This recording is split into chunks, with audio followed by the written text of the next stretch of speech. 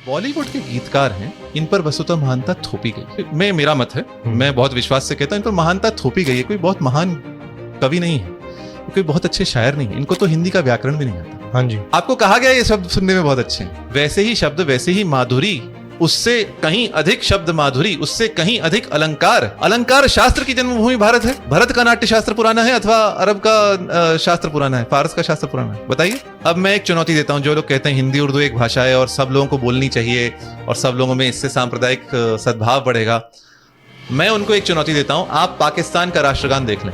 पाकिस्तान के राष्ट्रगान में 50 शब्द, उर्दू के 75% शब्द संस्कृत प्राकृत मूल के हैं, 99% क्रियाएं संस्कृत प्राकृत मूल की हैं, परंतु पाकिस्तान के राष्ट्रगान में 50 में से केवल एक शब्द संस्कृत का मूल और प्राकृत मूल का है, वो है तू। 50 शब्दों में से एक शब्द उन्होंने संस्कृत प्राकृत का निकाला, तू, और सब फारसी भरी पड़ी है, सब अरबी भरी पड़ी है। आप सुना दे, कोई हिंदू तो क्या, कोई मुसलमान जो सड़क पर चल रहा हो वो समझ नहीं पाएगा।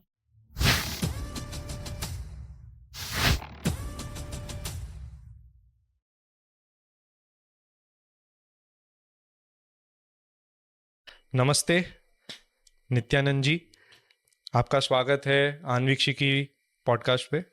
नमस्ते सात्विक जी, आपकी इस सात्विक सरणी आन्वीक्षिकी, मुझे नाम बहुत अच्छा लगा, के सभी दर्शकों को नमो वाह। आप बता सकते हैं आन्वीक्षिकी का मतलब क्या है? आन्वीक्षिकी का अर्थ एक विद्या है। आन्वीक्षिकी, त्रयी, वार्ता, ये सब आन्वीक्षिकी एक विद्या का नाम है। अच्छा जी। क्योंकि मैं उसको जनरली ऐसे बताता हूँ कि साइंस ऑफ इंक्वायरी टू जी। Build better and newer perspectives. जी। मैं एक वर्ड में उसको क्यूरियोसिटी कहता हूँ, फॉर सिंप्लिसिटी। जी। बट मैंने अभी 2 दिन पहले शायद मैं अम्मी गनात्रा जी से मिला था, तो जी। उन्होंने उसको कहा कि क्रिटिकल थिंकिंग बोल सकते हैं देखिए। इसको। So let's start. आज का जो हमारा टॉपिक है, मैं थोड़ा सा टॉपिक के पहले और थोड़ी सी बातें कर लेता हूँ नित्यानंद जी के बारे में। जितना उनका नाम थोड़ा प्राचीन लगता है सुनने में, आज के जनरेशन का नहीं लगता है, वैसे ही उनकी विचारधारा भी है, वैसे ही उनका ज्ञान भी है। And that's what made me, जैसे मैं अभी इंग्लिश में बोलने लग गया हूँ, पर जैसे हिंदी की, संस्कृत की और इंग्लिश, तीनों लैंग्वेजेस पे जो इनकी एक पकड़ है और जो प्योरिटी से ये बात कर सकते हैं, प्लस उसमें जो एक एक डेप्थ में इनकी जो एक्सपर्टीज है, that is what bows me down to him. Nityanand ji एक इन्वेस्टमेंट बैंकर है प्रोफेशनली, पर एक पॉपुलर स्फीयर में ही लेखक हैं। वो एडिटिंग भी करते हैं, टाइप सेटिंग भी करते हैं। इनकी बुक्स बहुत डिफरेंट, आई थिंक 13 बुक्स आपने लिख ली है। 12 हो चुकी हैं, 13वीं पे काम चल रहा है। अच्छा, ओके, तो 12 आ चुकी है, 13वीं पे काम है।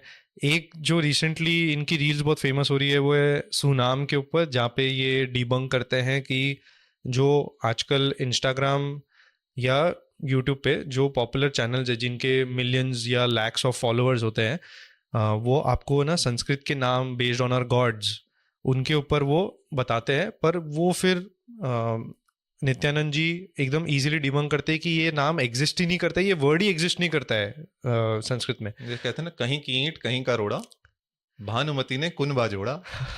तो कहीं किसी शब्द की ईंट उठा ली, किसी शब्द का रोड़ा उठा लिया, और इंस्टाग्राम के ज्योतिषियों ने, स्वघोषित ज्योतिषियों ने, अच्छा, नाम का कूड़ा बना दिया और कह दिया ये नाम लक्ष्मी से प्रभावित है, ये नाम विष्णु से प्रभावित है, ये नाम शिव का है, ये नाम सरस्वती का है।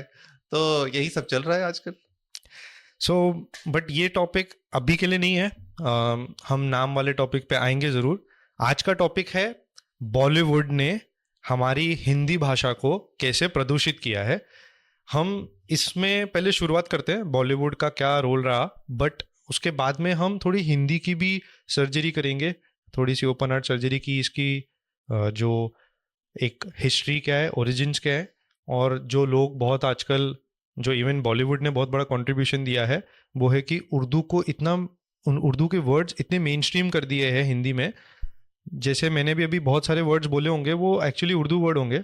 जैसे जो मुझे पता है, सुबह, खुश, खूबसूरत, बदसूरत, बदतमीज, ये सारे वर्ड्स उर्दू के हैं।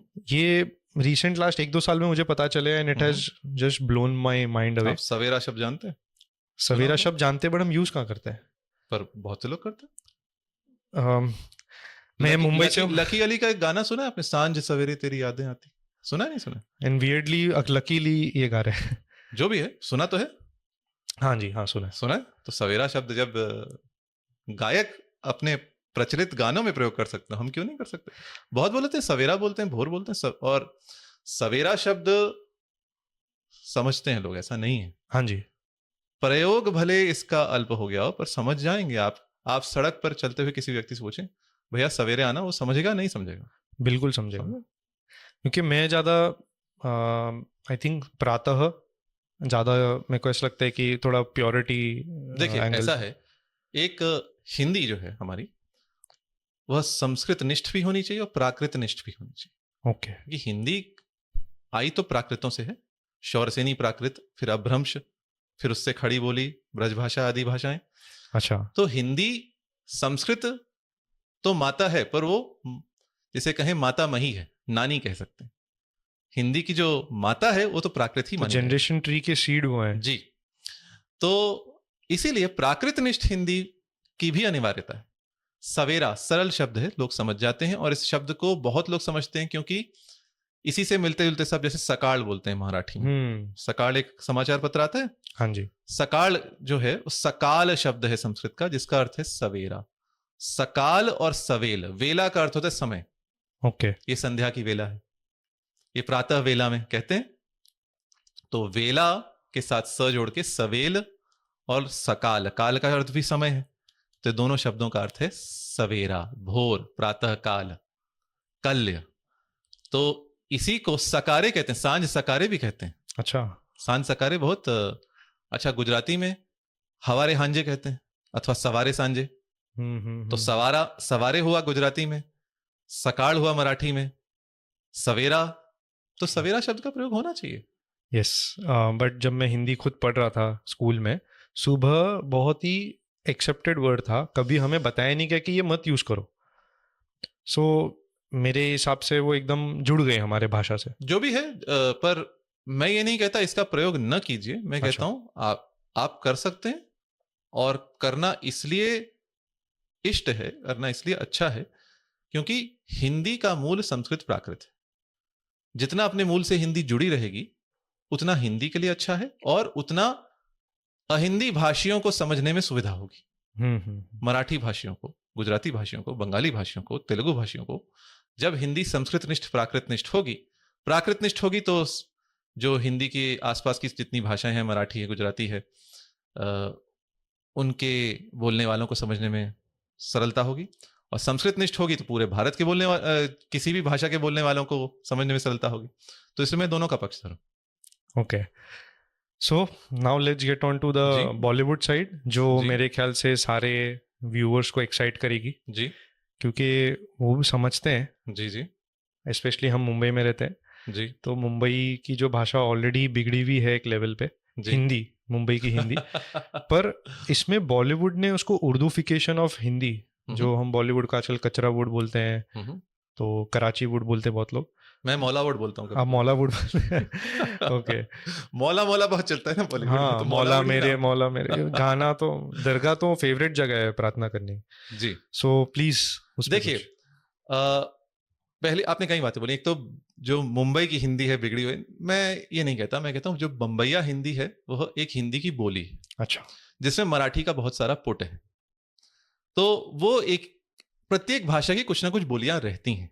जैसे जो अंग्रेजी भी बोली जाती है, जो रिसीव्ड प्रोनाउंसिएशन है, क्वींस इंग्लिश जिसे कहते हैं, इंग्लैंड में भी अंग्रेजी के कई रूप हैं। हाँ जी, है ना। तो जो कॉकनी है वो अलग है, वो भी अंग्रेजी का एक रूप है। तो इस प्रकार जो बम्बैया है अथवा बम्बैया हिंदी है, वो हिंदी का एक रूप है जिसमें मराठी के बहुत से शब्द हैं, मराठी से उसकी क्रियाएं और क्रिया रूप प्रभावित हुए, वो अलग बात है। पर जो हमारा बॉलीवुड है अथवा मौलावुड है, यद्यपि मैं बहुत चलचित्र तो देखता नहीं, पर पहले जो देखे हैं और अभी कुछ जो आ जाते हैं उनको देख लेता हूं, कभी कभी कोई गीत आ जाता है सुन लेता हूं। तो इसमें जो हिंदी है वह हिंदी तो नहीं है, पर वो अरबी फारसी के भारी भरकम शब्दों वाली उर्दू ही। अच्छा। हाँ, यद्यपि सेंसर बोर्ड के अनुसार हिंदी पर जो गीतकार हैं विशेषतः। देखिए, आपने ट्वेल्थ नाइट का नाम सुना है? ट्वेल्थ नाइट नहीं। शेक्सपियर का एक नाटक है। अच्छा। उसमें एक पंक्ति आती है, कुछ पंक्तियां आती हैं। Be not afraid of greatness, some are born great, some attain greatness, and some have greatness thrust upon them. कुछ लोग महान होते हैं, कुछ लोग महान जन्मते हैं, कुछ लोग महान बनते हैं, और कुछ लोगों पर महानता थोपी जाती है। तो ये जो बॉलीवुड के गीतकार हैं, इन पर वस्तुतः महानता थोपी गई है। अच्छा। ये कोई मेरा मत है, मैं बहुत विश्वास से कहता हूं, इन पर महानता थोपी गई है। कोई बहुत महान कवि नहीं है, कोई बहुत अच्छे शायर नहीं है, इनको तो हिंदी का व्याकरण भी नहीं आता। हाँ जी। बता दूं, हिंदी का व्याकरण है वही उर्दू के घर में चलता है।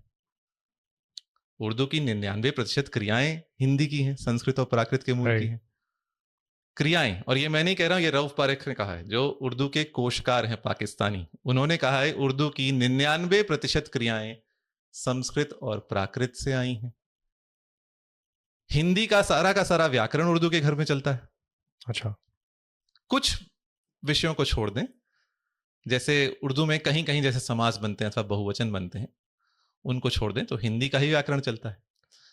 तो यदि कोई कहे कि मैं हिंदी का कवि हूं, अर्थात हिंदी के फिल्मों के गीत लिखता हूं, अथवा कहे उर्दू का शायर हूं, हिंदी के फिल्मों के गीत लिखता हूं, और उसको हिंदी का व्याकरण नहीं आता हो, तो आप क्या कहेंगे?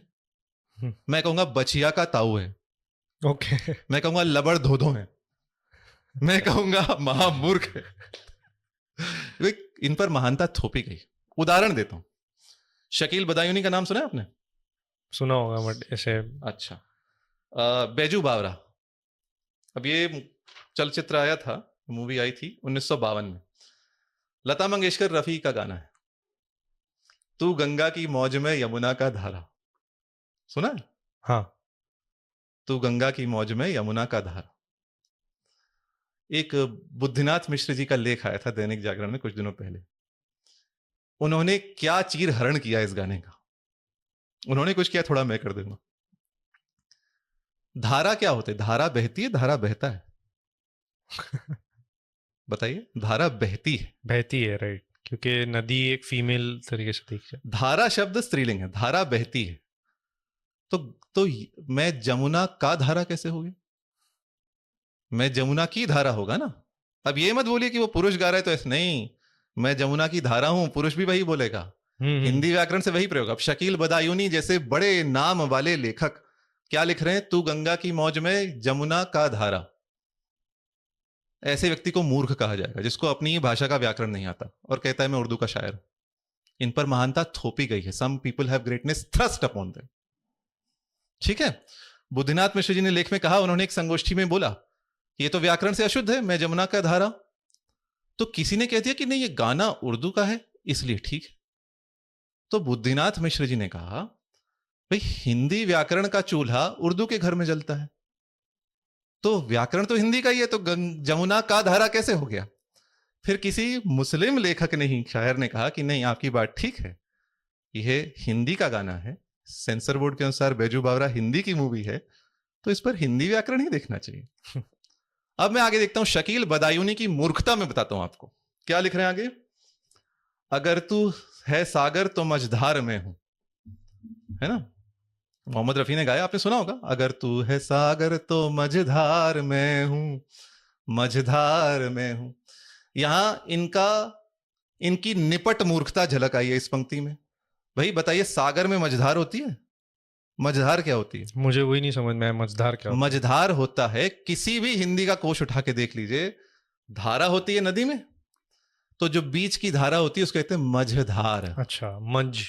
नदी की बीच की धारा को मझधार कहते हैं। तो सागर में मझधार कहां होती है भाई? हाँ। सागर में क्या पानी एक दिशा में बहता है? सागर में ज्वार होता है, भाटा होता है। सागर में होती हैं तरंगे, होती हैं लहरें। सागर में मझधार नहीं होती भैया। तो तू अगर तू है सागर तो मझधार में हूं। कोई भी हिंदी का कोश देख लीजिए, मझधार नदी में होती है। धारा कहते हैं एक दिशा में अविच्छिन्न जल प्रवाह को, एक दिशा में एक ओर बहता हुआ, लगातार बहता हुआ पानी, उसको धारा कहा जाता है। तो सागर में धारा कहां से आई? राइट। बट अब अगर एक तरीके से देखें नहीं, तो ये जो देखिए, poem जो इनको अपनी ही भाषा नहीं पता है। हम्म इन गधों को अपनी ही भाषा नहीं पता। अब एक और आधुनिक गधे की बात बताता हूं मैं, है ना। चलिए, अब मेरे शब्दों को थोड़ा आप कड़ाई से ले लें, कोई बात नहीं। कौन सा चलचित्र है? Pushpa the rise. अभी की बात करते हैं। क्या गाना है? तेरी झलक अशरफी, है ना। इस पर हम और आगे आएंगे। तेलुगु में था गीत। तेलुगु गीत का अनुवाद किया है हिंदी में, अथवा कह लें उर्दू में, रकीब आलम ने। स्वर है जावेद अली का। तेरी सहेलियां सादा मामूली। अरे मैंने सिर पीट लिया। अरे बचिया के ताऊ, तेरी सहेलियां सादा मामूली नहीं होगा। अरे मूर्ख, तेरी सहेलियां सादी मामूली होती हैं। भोली भाली लड़की कहेंगे, भोला भाली लड़की कहेंगे। तो ये कौन से गधे हैं जिन पर महानता हम थोप रहे हैं? तेरी सहेलियां सादा मामूली। आप बताइए, इनको 5वीं 6ठी कक्षा के क्या व्याकरण नहीं आता इन लोगों को? ठीक है। और बताएं भाई, आप फारसी अरबी के शब्द ठूस दो तो आप शायर बन जाओगे। यही एक मेन फारसी अरबी के शब्द, हिंदी सिनेमा कहें, बॉलीवुड कहें, उसमें गीतकार बनने के लिए केवल एक योग्यता आवश्यक है कि अरबी फारसी के शब्द जहां कहीं ठूस दो, बस आप गीतकार बन गए। मैं जमुना का धारा, तू सागर है, मैं मझधार हूं। और बताऊं, बुद्धिनाथ मिश्र जी एक बड़ा अच्छा उदाहरण देते हैं अपने लेख में। क्या गाना है?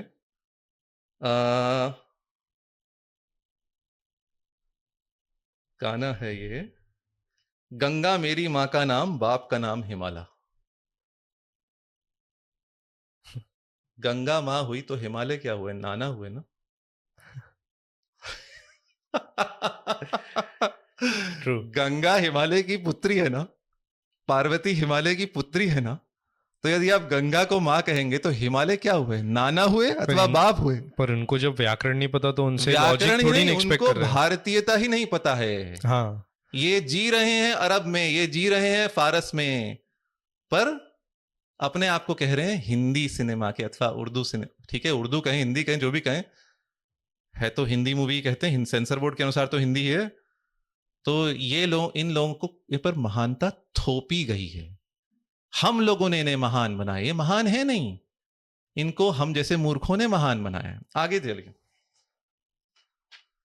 उदाहरण देता हूं कैसे ठूसे गए हैं शब्द, उसका उदाहरण देता हूं, जो वही गाने पर आई है, तेरी झलक अशरफी। ठीक है। तेलुगु में क्या है? तेलुगु में लिखा है, कनी पिंचन्नी దేవుణ్ణే कन्नार्पक चूस्तावे। ठीक है, ये तेलुगु पंक्ति है। इसका अर्थ है, तुम एक अदृश्य देवता की ओर देखो। देवुण्णे शब्द है। देव आप समझते हैं, देव देवता तो कोई भी समझता है भारत में। हाँ जी, है ना, देवता। तो कनी पिंचन्नी देवुण्णे, इसका अनुवाद क्या कर दिया शायर ने? रब जो पोशीदा है उसको निहारे। तेलुगु में देव है और यहां हिंदी में क्या करते हैं? रब कर दिया, क्योंकि ठूसने है शब्द ना। पोशीदा, आप किसी को सड़क पर उठाकर बोल दिए, भैया पोशीदा का अर्थ क्या है? नहीं बता पाएगा, बिल्कुल नहीं, आइडिया है ना। आगे, और जो गर्विदा है उसको उठा ले। पोशीदा, गर्विदा, ये कहां की अपनी फिल्में इन्हें फारस में बेचनी, अरब में बेचनी, भारत में बेचनी है। बट इसलिए तो पाकिस्तान में इतने प्यार दी जाती है ना इनके मूवीज को। पाकिस्तान के आप जो पंजाबी लोग हैं, आप शोएब अख्तर को भी आपने देखा है बोलते हुए उर्दू? पता नहीं, मतलब शोएब अख्तर को आप कभी टीवी पर देख लें, वो ट्विटर पे बहुत सक्रिय हैं। शोएब अख्तर को देख लें सुनते हुए, जब वो हिंदी बोलते हैं तो अरबी फारसी के इतने शब्द नहीं आते हैं। क्यों? क्योंकि शोएब अख्तर पंजाबी भाषी हैं, वो अपनी स्वाभाविक भाषा बोलते हैं। वो जब उर्दू बोल रहे हैं, जिसे वो उर्दू कहते हैं, जिसे मैं हिंदी कह रहा हूं, तब उसमें अरबी फारसी के शब्द इतने नहीं हैं। पर कुछ लोगों को है कि हम अरबी फारसी के जितने शब्द घुसा दें, बस हम उतने उन्नत हो गए, हम उतने संस्कृत हो गए। आजकल तो उर्दू में समस्या है। उर्दू, जमील गुलरेज लेखक हैं उर्दू के, उन्होंने कुछ दिनों पहले, 1-2 वर्ष हो गए अथवा 3-4 वर्ष हो गए, उन्होंने एक लेख लिखा था, समाचार में छपा था, फारसी और अरबी के जंग के बीच जूझती उर्दू। उर्दू का अरबीकरण चल रहा है, अब फारसीकरण तो हो ही गया। अब उर्दू वाले क्या कह रहे हैं? भाई खुदा हाफिज मत बोलिए, अल्लाह हाफिज बोलिए। अच्छा, क्योंकि खुदा फारसी का शब्द है, ओके, और अल्लाह अरबी का शब्द है। तो ये अपने आप को अशरफ बनाने में लगे। हाँ, तो ये एक जो वहाबीकरण है, एक जो वहाबीकरण हो रहा है कुछ वर्ग का, उसी के साथ साथ उर्दू का अरबीकरण हो रहा है। जिस उर्दू का पहले बहुत फारसीकरण हुआ, जैसे उर्दू बनी कैसे है? उर्दू बनी है हिंदी से चुन चुनकर सब प्रयास संस्कृत प्राकृत शब्दों को निकालकर, जिसे रामधारी सिंह दिनकर ने मतरुकात की नीति कहा है, बहिष्कार की नीति। बहुत उदाहरण है उसके, बहुत उदाहरण है उसके, ऐतिहासिक उदाहरण है, हम देंगे। तो इन शब्दों को निकाल कर सब प्रयास चुन चुन कर निकाल कर अरबी शब्द फारसी शब्द घुसा कर ठुसा कर उर्दू बनाई है इन्होंने। ठीक है, क्योंकि जब तक भाषा ऐसी थी जिसमें देखिए, आप अरबी फारसी शब्द आपको रामचरितमानस में भी मिलेंगे, तुलसीदास जी की भाषा में है, पर कितने हैं? हरदेव बाहरी हिंदी के कोशकार हैं, उन्होंने आकलन लगाया है गोस्वामी तुलसीदास की भाषा में 1% शब्द हैं जो अरबी फारसी अथवा अन्य विदेशी भाषाओं के मूल के। जब भाषाएं आती हैं तो उनमें स्वाभाविक कुछ लेन देन होता है, भाषाएं मिलती हैं, स्वाभाविक लेन देन होता है, तो कुछ शब्द दूसरी भाषा के आ जाएं, स्वाभाविक। जब नॉर्मन कॉन्क्वेस्ट ऑफ इंग्लैंड हुआ, आप इंग्लिस्तान रहे हैं, इंग्लैंड रहे हैं, तो नॉर्मन कॉन्क्वेस्ट ऑफ इंग्लैंड के पश्चात आज के भाषाविदों का अनुमान है 30% जो अंग्रेजी के शब्द हैं वो फ्रांसीसी मूल के हैं। हाँ जी, 30%। हिंदी शब्द सागर एक कोश है, उसमें मेरा स्वतंत्र आकलन है, उसमें हिंदी शब्द सागर के कोश में लगभग 2.25 लाख शब्द हैं, उसमें 90% से अधिक शब्द संस्कृत प्राकृत मूल के हैं और केवल 7 से 8% अरबी फारसी मूल के हैं। अच्छा, तो एक जो भाषा, जो पहले आप अमीर खुसरो की भाषा देख लें, अमीर खुसरो की भाषा और नामदेव, जो अमीर खुसरो और नामदेव को कहा जाता है हिंदी के सर्वप्रथम कवि, अच्छा, खड़ी बोली के कवि हैं ये अवधि के कवि नहीं है, ये ब्रज भाषा के कवि नहीं है, ये खड़ी बोली के कवि हैं। तो जो पहेलियां लिखी हैं अमीर खुसरो ने, वो खड़ी बोली में लिखी। एक थाल मोतियों से भरा, सबके सिर पर औंधा धरा। डिफरेंस क्या होता है ये खड़ी बोली ब्रज और अवधि में? देखिए, एक भाषा समूह है, हिंदी एक भाषा समूह है। हाँ जी। कुछ लोग कहते हैं अवधि हिंदी नहीं है, परंतु मलिक मोहम्मद जायसी ने पद्मावत में अपनी भाषा को हिंदवी कहा है और उनकी भाषा अवधि, जिसे हम आज अवधि कहते हैं। तो उस समय इसका अर्थ है अवधि को हिंदवी कहा जाता था, अर्थात हिंदवी से तो हिंदी शब्द आया है। ठीक है। और मीर ने क्या कहा, एक अपने शेर में लिखा है, आया नहीं है लफ्ज यह हिंदी ज़बां के बीच। तो मीर, जिनका गालिब भी सम्मान करते हैं, उन्होंने अपनी भाषा को क्या कहा है, हिंदी कहा है ना। तो हिंदी भाषाएं अथवा हिंदवी भाषाएं अथवा उत्तर भारत की जो भाषाएं जो शौरसेनी प्राकृत से निकली हैं, वो कुरु प्रदेश, हरियाणा, दिल्ली, वृंदावन, मथुरा, इस क्षेत्र में बहुत समय से बोली जाती रही। ओके। और थोड़ा आप यदि और पूर्व में चले जाएं तो अवधी भाषा। इन सब भाषाओं को किसी ना किसी समय पर हिंदी कहा गया। जो आधुनिक हिंदी है वह खड़ी बोली का एक परिष्कृत रूप है, और यह खड़ी बोली की भी बहुत प्राचीन परंपरा है। जो अमीर खुसरो ने पहेलियां लिखी वो खड़ी बोली में लिखी। वो खड़ी बोली वर्तमान दिल्ली और आसपास के हरियाणा के क्षेत्र में बोली जाती रही, और उसी का रूप विकसित होकर आज हिंदी हुआ है। उसका गद्य भी उर्दू गद्य से पुराना है, उसका पद्य भी उर्दू पद्य से पुराना है, और उसको पहले हिंदी ही कहा जाता था, उर्दू शब्द तो बहुत पीछे का आया। ओके, ठीक है। जो दक्षिणी है भाषा, दक्षिणी जिसे हैदराबाद में बोलते हैं, उसको भले कुछ लोग दक्षिणी उर्दू कहें, वह दक्षिणी हिंदी। जो वो थोड़ा जो हम लोग हैदराबादी हिंदी बोलते हैं, हाँ, वो आप उसकी बात कर रहे हैं? हाँ, दक्षिणी जो एक उनकी स्टाइल बहुत अलग लगती है। कोई कोई अगर कोई हैदराबादी कैरेक्टर होता है मूवीज में तो वो ऐसे बोलता है। हाँ, तो दक्षिणी है वह भी हिंदी है, और ये इस हिंदी का मूल वर्तमान दिल्ली, वर्तमान हरियाणा के क्षेत्रों से इसका मूल है। ओके, ठीक है। तो इसी में से संस्कृत प्राकृत के शब्द निकाल कर अरबी फारसी के शब्द डालकर, और धीरे धीरे फारसीकरण बढ़ा कर आप नजीर अकबर आबादी सुन लें, उनकी भाषा तो कोई भी समझ लेगा, उसमें इतने अरबी फारसी शब्द नहीं है, पर गालिब के तो भाषा में तो उन्होंने बहुत फारसी घुसाई। और आजकल के उर्दू के शायर नजीर अकबर आबादी को उर्दू का शायर नहीं मानते। ओके। नजीर अकबर आबादी की एक पंक्ति है, सब ठाठ पड़ा रह जाएगा जब लाद चलेगा बंजारा। क्या ऐश लूटते हैं मासूम भोले भाले, आगा भी खुल रहा है पीछा भी खुल रहा है। ये भाषा एक भाषा है जो सरल भाषा, सरल ही नहीं, जो प्राकृतिक भाषा है, जो संस्कृत निष्ठ प्राकृत निष्ठ है। नजीर अकबराबादी की भाषा, पर गालिब की भाषा देख लीजिए, आजकल के शायर तो गुलजार की भाषा देख लीजिए।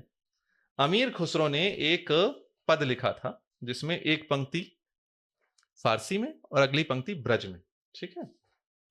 तो उनका ये जो पद था उसमें जिहाल मिस्की वाला जो गाना है लता मंगेशकर ने गाया है, मकुम बरंजिश, है ना। तो उसमें एक एक पंक्ति उन्होंने फारसी में लिखी, अगली पंक्ति ब्रज भाषा में लिखी। अच्छा, ठीक है। तो अब गुलजार ने जब इससे प्रेरणा लेकर गीत लिखा तो उसमें फारसी तो ज्यों की त्यों रख दी, ब्रज को काट दी। अच्छा, क्यों? वो तो गुलजार जाने, क्योंकि एक हम लोगों ने greatness has been thrust upon them, Shakespeare के शब्दों में। पर ऐसा था क्या कि उर्दू में लिखते हैं तो ज्यादा वैल्यू मिलती है, या किसको मिलती है? मतलब वो गाने को किसको? From the director, from the music director, ऐसा कुछ था? सांस्कृतिक दास हैं ये लोग। यदि ये कोई कहता है कि उर्दू फारसी में लिखने में अधिक इंसेंटिवाइज करते थे क्या, मैं ऐसा पूछूं? तो सांस्कृतिक दास हैं, और क्या कहूं, दे आर कल्चरल स्लेव्स। क्योंकि ऐसा लग रहा है कि अगर आप उनकी दासता उनके मन में इतनी घर कर गई है कि उन्हें अपनी संस्कृति, अपनी भाषा, अपने इतिहास पर गर्व नहीं है, पर फारस और अरब के इतिहास पर गर्व है, उनकी भाषा पर गर्व है। मैं ये पूछता हूं, भारत प्रशासन से प्रश्न है, बादरायण व्यास सम्मान अरबी फारसी में क्यों मिलता है? बादरायण व्यास सम्मान मिलता है संस्कृत भाषा में, प्राकृत भाषा में, पाली भाषा में, तमिल में और अन्य जो शास्त्रीय क्लासिकल भाषाएं उनमें मिलता है। इतने वर्षों से हम अरबी फारसी में, आप उर्दू में दीजिए, मुझे कोई आपत्ति नहीं, उर्दू भारत की भाषा। ओके, उर्दू में साहित्य अकादमी पुरस्कार दीजिए, मुझे कोई आपत्ति नहीं, दीजिए, उर्दू भारत की भाषा, भारत में जन्मी भाषा। पर अरबी फारसी में क्यों? तुष्टीकरण नहीं है, अरबी फारसी में क्यों दिया जाए? ये केवल तुष्टीकरण है, और जो ये कहता है कि इससे अधिक मोल मिलता है, इससे हम अधिक संस्कृत हो जाते हैं, इससे हम अधिक हमारा स्तर बढ़ जाता है, वो सांस्कृतिक दास है। वो अरब और फारस का सांस्कृतिक दास है। वो भारत की बात पर जो गर्व नहीं लेता और अरब और फारस की भाषा पे जिसको गर्व है, उसको मैं सांस्कृतिक दास ही कहूं। तो ऐसे दास दासी हमारे पास जी रहे हैं और हम उन पर महानता थोप रहे हैं। क्योंकि अगर आप देखेंगे तो ऐसा लग रहा है कि इनका एक है ना प्रॉपर इंटेंशन से इन्होंने बहुत सिस्टमेटिकली डिजाइंड वे में इसको ना खराब किया है हिंदी को, और उसको उर्दूफिकेशन बोलो या फारसीफिकेशन बोलिए। अब देखिए, ये बुद्धिनाथ मिश्र जी का लेख है, आप अपने चलचित्र में डाल दीजिएगा इसका चित्र। ये लिखते हैं, हिंदी फिल्म के बैनर तले मुहब्बत, नूर, बिस्मिल्लाह, खुदा, निकाह, जन्नत, जहन्नुम, कयामत, कब्र, सजदा, सदका जैसे शब्द सब प्रयास घुसाए गए हैं। सब प्रयास घुसाए गए हैं, जिसने शिक्षित युवा पीढ़ी की हिंदी को विरूपित कर दिया है। अब जैसे एक गाना है, सजन रे झूठ मत बोलो, हाँ जी, अगली पंक्ति क्या है? खुदा के पास जाना है। अब कोई गांव से कोई देहाती जो हिंदी बोलता है, वो गांव से गाना गा रहा है, तो मैं और आप बोल रहे हैं तो क्या बोलेंगे भाई? कि भाई झूठ मत बोलो, कहां जाना है? अभी मूवी में तो खुदा के पास। मैं आपसे यदि ऐसी बात बोलूंगा, भाई झूठ मत बोलो, भगवान या प्रभु के द्वार जाना है, हाँ जी, है ना। अब इसमें लय, सजन रे झूठ मत बोलो, प्रभु के द्वार जाना। अच्छा। साधारण व्यक्ति जिसको फिल्म में आप सनातन धर्मी हिंदू दिखा रहे हैं, वो यही बोलेगा भगवान के पास जाना है, प्रभु के द्वार जाना है, खुदा के पास जाना है। क्यों? बस अवसर मिला, शब्द घुसा दिया। यही तो इनकी दक्षता है, यही तो इनकी प्रवीणता है। हिंदी का व्याकरण तो आता नहीं है, मझधार सागर में होती नहीं, पता नहीं है, लिंग पता नहीं है, ये सादी मामूली होगा, सादा मामूली होगा, ये तो पता नहीं है। हाँ, इनको अधकचरा ज्ञान है इनका, पर हाँ अरबी फारसी के शब्द सीख लिए, वो घुसा देते हैं, बस यही महानता है इनकी। अभी आपने अवसर बोला हम लोग जनरली मौका बोलते हैं। क्यों बोलते हैं आप? क्योंकि इतना कॉमनली बोला जाता है, आपको सुना के आप उसके अभ्यस्त हो चुके हैं, राइट? ठीक है, देखिए, आपको कोशिश, प्रयास, मौका, मौका एज इन अवसर। हाँ, मौका को अवसर क्यों नहीं बोल सकते? हाँ, अवसर आपको समझ में आता है? शब्द समझ में तो आता है। हाँ बिल्कुल, है ना, तो फिर बोल सकते हैं। देखिए ऐसा है, बिल्कुल, केवल तो संस्कृत शब्द है। हाँ, तो केवल इज मोर होमली ना, मतलब हाँ, वो बोलना चाहिए ना, केवल बोलना चाहिए। हाँ, पर हम सिर्फ शायद मुंबई वाले लोग एकदम कहते हैं, बट शायद बिल्कुल होता है। बिल्कुल भी फारसी शब्द है। बिल्कुल है। तो वही हाँ। मैं बोल रहा हूँ कि ये हम लोग बहुत इजीली बोलते हैं, ये सारे जो हमारे आज नॉर्मल हिंदी कुछ डे टू कुछ डे। शब्द हैं, कुछ शब्द हैं, जैसे गुजराती में क्या बोलते हैं यदि किसी को ज्वर हो तो? मने ताव आयो छे। अच्छा, ताव तो आयो एकदम छे। प्रॉपर। ताव अर्थात ताप, है ना? हम लोग क्या बोलेंगे हिंदी में? मैं क्या बोलता हूं? मैं बोलता हूं ज्वर है, ताप बुखार, हम है। लोग बुखार बोलते हैं। बुखार बोलने में क्या वो उसमें तापमान बढ़ जाएगा अथवा घट जाएगा? या तबीयत भी बोलते हैं, वो भी उर्दू ही है मेरे ख्याल से। स्वास्थ्य, आपका स्वास्थ्य हाँ कैसा? जी। कुशल मंगल है? देखिए बोल सकते हैं, बोल सकते हैं। हम और आप सांस्कृतिक दासता जी रहे हैं, इसलिए बोलते नहीं हैं। और जिसको बोलने में लाज आ रही हो, जिसको बोलने में लग रहा हो लोग क्या कहेंगे, वो सांस्कृतिक दास है। अभी कोई किसी को बोलता है कि एक कोई आई थिंक फॉरेन टूरिस्ट था जो व्लॉग्स बनाते हैं, तो कोई रील में मैं देख रहा हूँ, तो उसने कहा कि थैंक यू को क्या बोलते हैं हिंदी में, ऐसे उसने पूछा। तो जो एक नॉर्मल शॉपकीपर था, वो ज़्यादा हाईली एजुकेटेड नहीं होगा, उसने, क्योंकि अब मूवीज धन्यवाद। देखते हैं तो धन्यवाद बोलना चाहिए, मेरे दिमाग में पहले धन्यवाद ही आया, पर उसने बोला शुक्रिया। तो यही तो हमारी नहीं देखिए, मैं तो धन्यवाद ही बोलता हूँ। हाँ जी, बट वो मैं एक कॉमन लेमैन की बात कर रहा हूँ, आप तो फिर भी विद्वान है, हम फिर भी एक अच्छे लेवल पे पढ़े होते बहुत हैं। लोग धन्यवाद बोलते हैं, ऐसा नहीं है, विद्वान ही नहीं, बहुत हाँ जी, बहुत लोग बोलते हैं, बट हैं। एक और एक जो कॉमन स्ट्रैटा है वो इजीली शुक्रिया बहुत कहता है। जो अब उसने एक फॉरेनर को क्या एजुकेट कर दिया कि शुक्रिया इज थैंक यू। देखिए, मैं किसी के हाथ बांधकर उस पर हाँ जी, उसको चाकू दिखाकर नहीं बोल रहा हूँ कि भाई शुक्रिया मत बोलो, हाँ, धन्यवाद बोलो। मैं अपनी ओर से निवेदन कर रहा हूं, संस्कृत निष्ठ प्राकृत निष्ठ हिंदी बोलिए, इससे भारत को जोड़ने में सहायता होगी। हिंदी भाषी हमारी भाषा को अच्छे से समझ पाएंगे, सरलता से समझ पाएंगे, और दूसरे हिंदी भाषियों से, दूसरे हिंदी को छोड़कर जो उसकी पड़ोसी भाषाएं हैं, वे लोग आपकी बात सरलता से समझ लेंगे। इसलिए मेरा कहना है प्राकृतनिष्ठ संस्कृतनिष्ठ हिंदी बोली जाए। और गीतकार भी रहे हैं, देखिए प्रदीप गीतकार रहे हैं, नरेंद्र शर्मा गीतकार रहे हैं, भरत व्यास गीतकार रहे हैं, ज्योति कलश छलके जैसा गाना आ चुका है, लगान के आप गाने देख ली। चलिए, वो ऐतिहासिक पृष्ठभूमि में चलचित्र बना था, परंतु लगान के गानों में, पर इतना ऐतिहासिक भी नहीं था वो ब्रिटिश एरा के 19वीं शताब्दी का था। हाँ जी, तो एक गांव की पृष्ठभूमि है, तो उसमें उन्होंने उसके अनुरूप कुछ शब्द जो हैं वो दिखाए हैं। सांझ डले, सांझ ढले गगन तले हम कितने एकाकी। पुष्पक का गाना नहीं, ये बहुत 90s का गाना है आई थिंक। ये गाना है, शेखर सुमन है इसमें, और ओके, चलचित्र का नाम मैं भूल रहा हूँ, ठीक है। तो उसका गाना है। पुष्पक तो कमल हासन का चलचित्र है। इसमें ऐसे गाने लिखे जा चुके हैं, ऐसा नहीं है, और लोग समझते हैं। भाई क्यों नहीं समझेंगे? जो अपनी भाषा से, जो उर्दू भाषी यदि उर्दू से प्रेम करता है तो उसको हिंदी सीखना पड़ेगा। क्यों? उर्दू की 99% क्रियाएं कहां से आई हैं? हिंदी से। उर्दू का व्याकरण कौन सा है? हिंदी का। उर्दू की मदर हिंदी है। अवश्य अवश्य। तो अब मैं आपको ये बता दूं,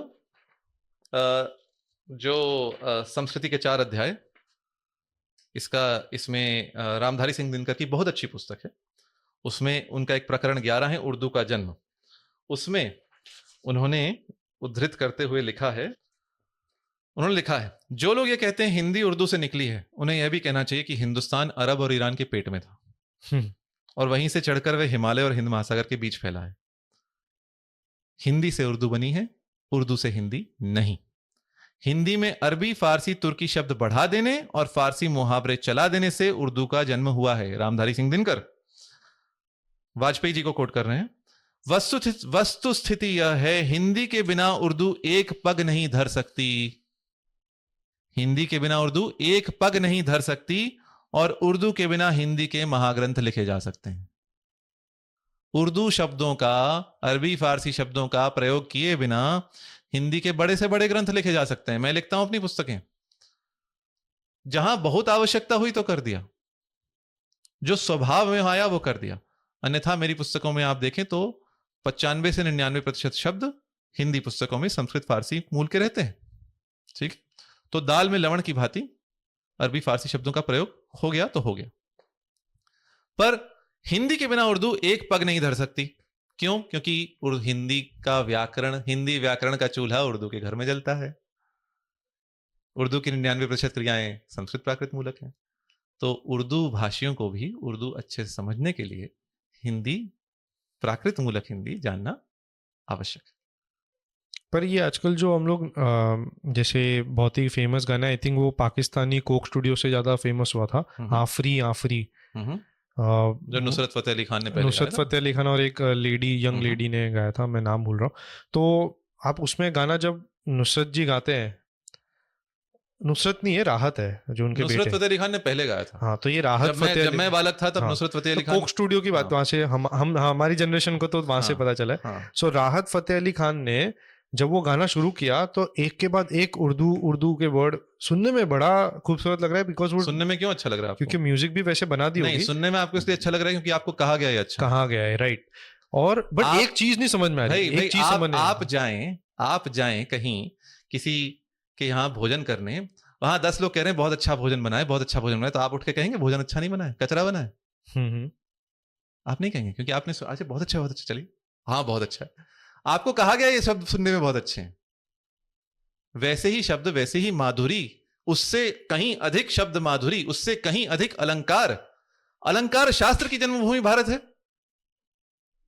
भारत का नाट्य शास्त्र पुराना है अथवा अरब का शास्त्र पुराना है, फारस का शास्त्र पुराना है? बताइए। रस के सिद्धांत की जन्मभूमि भारत है। तो कैसे अच्छे लग रहे हैं आपको और हमारे शब्द कैसे अच्छे नहीं लगेंगे?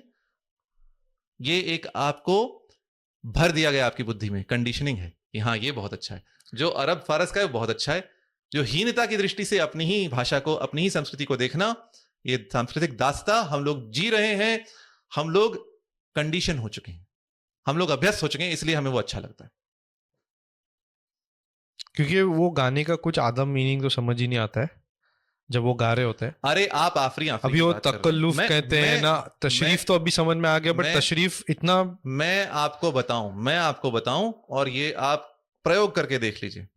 कुछ लोग कहते हैं हिंदी उर्दू एक भाषा है, हिंदुस्तानी एक भाषा है। हाँ, हिंदी उर्दू एक समय एक भाषा थी, उससे बहिष्कार की नीति से उर्दू का जन्म हुआ, जैसे रामधारी सिंह दिनकर ने कहा है। अब मैं एक चुनौती देता हूं, जो लोग कहते हैं हिंदी उर्दू एक भाषा है और सब लोगों को बोलनी चाहिए और सब लोगों में इससे सांप्रदायिक सद्भाव बढ़ेगा, मैं उनको एक चुनौती देता हूं। आप पाकिस्तान का राष्ट्रगान देख लें। पाकिस्तान के राष्ट्रगान में 50 शब्द हैं, लगभग 50 शब्द हैं, 49-50 शब्द हैं। उर्दू के 75% शब्द संस्कृत प्राकृत मूल के हैं, 99% क्रियाएं संस्कृत प्राकृत मूल की हैं, परंतु पाकिस्तान के राष्ट्रगान में 50 में से केवल एक शब्द संस्कृत का मूल और प्राकृत मूल का है, वो है तू। अच्छा, 50 शब्दों में से एक शब्द उन्होंने संस्कृत प्राकृत का निकाला, तू। और सब फारसी भरी पड़ी है, सब अरबी भरी पड़ी है। आप सुना दें, कोई हिंदू तो क्या, कोई मुसलमान जो सड़क पर चल रहा हो वो समझ नहीं पाएगा। और रोचक बात, पाकिस्तान के राष्ट्रगान में एक भी क्रिया नहीं है, एक भी क्रिया नहीं है, एक भी वर्बल फॉर्म नहीं है। 50 शब्दों में एक भी वर्बल फॉर्म नहीं है। भाषा का प्राण उसकी क्रियाएं होती हैं। क्रियाओं के बिना भाषा चल नहीं सकती, क्रियाओं के बिना एक वाक्य नहीं हो सकता। हाँ जी, अधिकतर वाक्यों में क्रिया रहती है, ठीक है। भारत के राष्ट्रगान में क्रियाएं हैं। वो तो तव शुभ नामे जागे, जागे क्रिया है। हाँ जी। तव शुभ आशीष मागे, मागे क्रिया है। गाहे तव जय गाथा, गाहे क्रिया है। हाँ जी, है ना। तो यह है अंतर। वही हिंदी के बिना उर्दू एक पग नहीं धर सकती, उर्दू के बिना हिंदी के महाग्रंथ लिखे जा सकते। और ये मैं नहीं कह रहा हूं, ये मैं ही नहीं कह रहा हूं, ये रामधारी सिंह दिनकर जी ने मुसलमान उर्दू के विद्वानों को ये कहते हुए दिखाया है, बहुत सफलता से दिखाया है। मैं पढ़ना चाहूंगा। रामधारी सिंह दिनकर जी ने मौलवी वहीदुद्दीन, ठीक है, मौलवी वहीदुद्दीन साहब सलीम पानीपती मरहम, इन्होंने क्या लिखा है उर्दू हिंदी के बारे में, इसका उदाहरण दिया है रामधारी सिंह दिनकर ने। क्या बोला है? इस जमीन पर फारसी और अरबी के पौधे लगाए गए, इस जमीन पर फारसी और अरबी के पौधे लगाए गए। इसी तख्ते पर गैर जबाना, अब वो उर्दू लिख रहे हैं तो स्वाभाविक है वो अरबी फारसी के कुछ शब्दों का प्रयोग करेंगे। इसी तख्ते पर गैर जबानों ने आकर गुलकारी की है, अर्थात दूसरी भाषा वालों ने आकर इस पे फूल लगाए। अगर यह जमीन यानी हिंदी निकाल दी जाए तो फिर उर्दू जबान का नामो निशान भी बाकी नहीं रहेगा। ये एक मुसलमान उर्दू का विद्वान लिख रहा है। अगर यह जमीन यानी हिंदी निकाल दी जाए तो फिर उर्दू जबान का नामो निशान भी बाकी नहीं रहेगा। हिंदी को हम अपनी जबान के लिए उम्मुल लिसान अर्थात भाषा की जननी और हयुलाए अव्वल अर्थात मूल तत्व कह सकते हैं। तो कह रहे हैं उर्दू हिंदी हमारी भाषा का मूल तत्व है, इसके बगैर हमारी जबान की कोई हस्ती नहीं है, इसकी मदद के बगैर हम एक जुमला नहीं बोल सकते। जुमला अर्थात वाक्य। जुमला तो काफी आजकल लोगों को पता है। जो लोग, वो किसी और संदर्भ में जो लोग हिंदी से मोहब्बत नहीं रखते वह उर्दू जबान के हामी नहीं है। फारसी, अरबी या किसी दूसरी जबान के हामी हो तो हो। यह एक उर्दू का लेखक लिख रहा है, जो जानकार लेखक है, जिससे मैं सहमत हूं। तो यहां मैं हिंदू मुसलमान की बात नहीं कर रहा हूं, हाँ जी, मैं हिंदी उर्दू की बात कर रहा हूं। जो इसके शब्द हैं, जो लोग हिंदी से मोहब्बत नहीं रखते वह उर्दू जबान के हामी नहीं है। फारसी, अरबी या किसी दूसरी जबान के हामी हो तो हो। जो व्यक्ति हिंदी के संस्कृत प्राकृत मूल के शब्दों को सप्रयास निकालकर ठूस रहा है अरबी फारसी के शब्द, वो उर्दू का भी प्रेम नहीं करता। अब चलिए एक और बात लेते हैं। हाँ जी। एक ट्विटर हैंडल है जेम्स ऑफ बॉलीवुड, आपने सुना होगा। यस। उसके जो लोग फॉलोअर्स होंगे, हमारे दर्शक भी होंगे, श्रोता भी होंगे, वो तो ऐसी ऐसी पट्टी खोलते हैं मौलावुड की उर्दू वर्ड बोलते हैं आजकल उनको बहुत इजीली। उर्दू वुड बोले, मौला वुड बोले, मैं तो बोलता हूँ कचरा वुड है सांस्कृतिक कचरा। पर अगर उर्दू भी हमारी भाषा है, सो उर्दू जब अगर हिंदी में आ रही है, वो अच्छी बात है कि नहीं है? फिर स्वाभाविक रूप से आ रही है, ठीक है, बट स्वाभाविक अभी हो गई है, वो तो घुसाई गई है ना। उसका यदि इतना रूप उसका विकृत कर दें, अरबी फारसी के शब्द घुसा घुसा कर, और आजकल जो अरबीकरण हो रहा है, जो पर अरबी फारसी और उर्दू में मुझे तो कोई डिफरेंस समझ नहीं आएगा। देखिए आजमाना शब्द है, फरमाना शब्द है, मुझे तो उर्दू लगता है। ये उर्दू है क्योंकि ये क्रिया है, ओके, है ना। पर जो शब्द जस का तस, जैसे का तैसा, अरबी फारसी से है, वो अरबी फारसी शब्द है। और उसमें यदि आपने बहुत कुछ घुसा दिया जो उर्दू भाषी भी कभी बोलता नहीं था इस देश में, जो इस देश के मुसलमान, हिंदू जो भी उर्दू भाषी थे वो भी बोलते नहीं थे, तो वह एक विकृति है। वह उसको स्वरूप बिगाड़ने वाली बात है। जैसा पाकिस्तान का राष्ट्रगान के साथ हुआ, एक भी क्रिया नहीं, इतने शब्द जो कोई समझ नहीं पाए, जो कोई उर्दू भाषी समझ ना पाए। तो हमें भी अपने नेशनल एंथम का कोई मीनिंग एकदम से समझ नहीं आता है। पर आप उसको सरलता से समझ सकते हैं। तब शुभ आशीष मांगे, हम तुम्हारा शुभ आशीर्वाद मांग रहे हैं, है ना, क्योंकि वो लिखा है बांग्ला में, वो संस्कृत निष्ठ बांग्ला में लिखा है, इसलिए हमें समझ नहीं आता। यदि वो संस्कृत निष्ठ हिंदी में लिखा होता तो हम समझ लेते। हाँ जी, है ना। तो ये बात है। बट अभी जैसे लोग बोलते हैं कि अभी हम, मेरा वही था कि अभी हम हिंदी में ऑलरेडी खराब हो चुके हैं एक लेवल पे। हिंदी को बहुत ज्यादा रेजिस्टेंस भी मिलता है साउथ इंडिया में एक लेवल तक, वो दिखता है नहीं। हाँ, है नहीं, आई नो पॉलिटिकली ज्यादा दिखता है। पर अगर हम संस्कृत को अडॉप्ट करें, जो मेरे ख्याल से मांग भी थी 1947 के बाद, बट नेहरू ने जिद करके हिंदी को ही राष्ट्रभाषा घोषित करवाई, जो ऑफिशियली राष्ट्रभाषा भी नहीं है कॉन्स्टिट्यूशन के हिसाब से, बट वो हमारी एक तरीके से अनऑफिशियल एक बोल सके तो एक ऐसी भाषा जो पूरे देश को जोड़ती है। एक शब्द है डिफैक्टो, राइट, डिफैक्टो राष्ट्रभाषा, राइट। सो उसमें अगर हम संस्कृत को जोड़ देते तो अपने आप से तमिल जुड़ जाता, अपने आप से मलयालम जुड़ जाता। देखिए, संस्कृत को राष्ट्रभाषा बनाना चाहिए और मैं इसके पक्ष में हूं। उसके लिए हमें सबसे पहले कुछ स्तर तक लोगों को संस्कृत सिखानी होगी। हाँ जी, पर बनाया जाए तो बहुत अच्छा होगा, मैं इसका समर्थन करता हूं। बट इसमें आपको फ्यूचर क्या लग रहा है? क्योंकि अभी हिंदी सीखनी पड़ती है ऑलरेडी, थोड़ा सा एक आई थिंक एक चेंज आया कि जिसको इंग्लिश नहीं आती थी पहले हम तो उनको नीचा देखते थे, बट अभी एक चेंज आ गया उसके तरफ।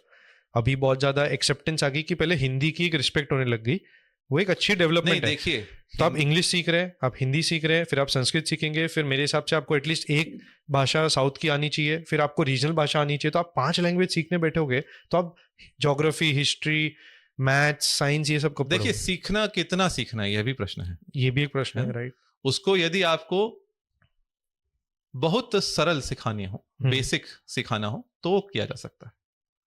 3-4 भाषाएं, मनुष्य की बुद्धि की संरचना ऐसी है, 18 वर्ष की अवस्था तक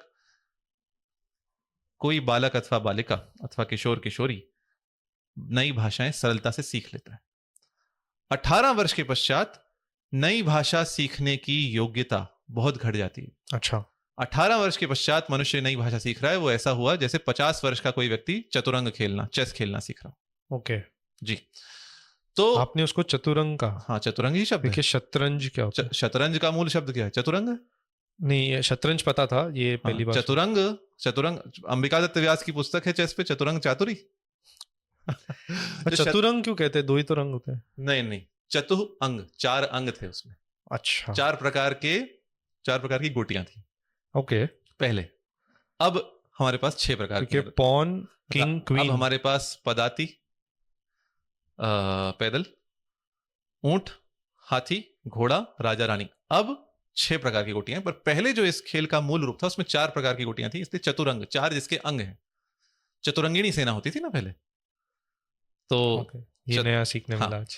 तो चतुरंग कोई व्यक्ति 50 वर्ष की अवस्था में सीखना चाहे तो नहीं सीख पाए। मनुष्य के बुद्धि की संरचना ऐसी, न्यूरॉन्स के डेवलपमेंट वो लेवल पे नहीं हो। तो बाल्यकाल में व्यक्ति 3-4 भाषाएं सरलता से सीख सकता है। बड़ा होकर भाषाएं उतनी सरलता से, उतनी शीघ्र नहीं सीख सकता। सो आप कह रहे हैं कि अगर संस्कृत सीख ले, कोई बेस लेवल बना ले उसका, फिर उसके बाद में उसको जो साउथ की लैंग्वेज है, हिंदी लैंग्वेज है, रीजनल लैंग्वेज है जी, और मैं तो कहता हूं वो तो आराम से सीख मैं तो कहता हूं विकल्प के रूप में, अनिवार्यता के पक्ष में मैं नहीं हूं, पर विकल्प के रूप में पहली कक्षा से संस्कृत होनी चाहिए।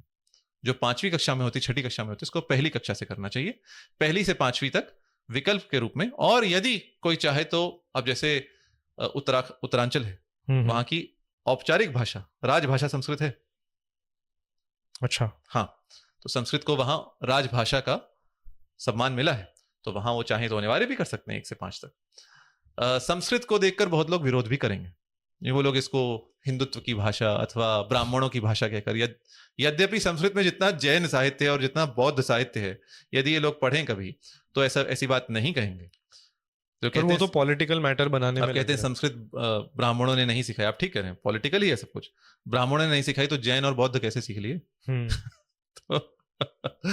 तो संस्कृत को 1 से 5वीं कक्षा तक, आई थिंक संस्कृत को तो ये लांछन लगाया जाता है कि वो इलीट लैंग्वेज थी, वो कॉमन लोगों की लैंग्वेज नहीं थी, इसलिए ये ब्राह्मण लोग को आती थी और वो गुमराह करते थे लोकल पब्लिक को। फिर उसमें से वो, जैसे वो बोलते हैं ना कि मुझे इतना सोना दान दो, ये करना चाहिए तुम्हारे पे, तो ये दोष है, ये ग्रह के दोष है, एक्सेट्रा। आई थिंक वहां से तो ब्राह्मणवाद का जो एक कहते हैं, जो एक ब्लेम है कि इन्होंने हम पे अत्याचार किया है ब्राह्मणों ने, वो आई थिंक कहीं ना कहीं यही मूल से आया है कि ये लोग इलिटिस्ट थे और ये लोग हमको दबा के रखते थे। Am I wrong? मतलब कहां से आया मैं नहीं जानता, पर ये निराधार है, पूरा का पूरा निराधार। हो सकता है आप जो कह रहे हैं वो ठीक है। जो कोई ये व्यक्ति यदि देखे, नाटकों का मंचन होता था भारत में, नाट्य शास्त्र की बहुत पुरानी परंपरा है। नाट्य शास्त्र जब नाटक खेला जाएगा तो किसके लिए खेला जाएगा? साधारण लोगों के लिए खेला जाएगा, भले उसमें राजा कभी कभी आके देख ले। जैसे जो आज क्रिकेट का विश्व चषक चल रहा है, विश्व कप चल रहा है, तो इसमें बड़े बड़े नेता आके भले देख लें, पर खेल किसके लिए खेला जा रहा है? साधारण लोगों के लिए। सबसे अधिक संख्या में कौन आ रहे हैं? साधारण लोग। तो जब नाटक मंच, रंगमंच होता था, जब बनाया जाता था मंच पर कि इतना चौड़ा होगा, इतना लंबा होगा, उस पर इतने संगीतकार बैठेंगे, संगीतकार, तबला बजाने वाले, पहले मृदंग होता था, अब तबला, मृदंग बजाने वाले, बांसुरी बजाने वाले, ये सब ब्राह्मण थे? नहीं। ओके।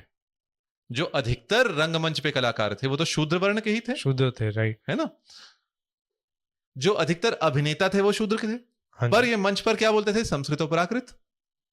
जितने भी नाटक हैं, भास के नाटक देख लीजिए, कालिदास के नाटक देख लीजिए, नाट्य शास्त्र में कहा गया है संस्कृत और प्राकृत दोनों मंच पर बोली जानी चाहिए, और इसमें स्त्री पुरुष का भेद नहीं है। रानी को संस्कृत बोलना चाहिए, ऐसा भरत ने कहा है। मंच पर रानी संस्कृत बोले, क्योंकि रानी उस सभा में बैठती है जहां राजा बैठते हैं, मंत्री बैठते हैं।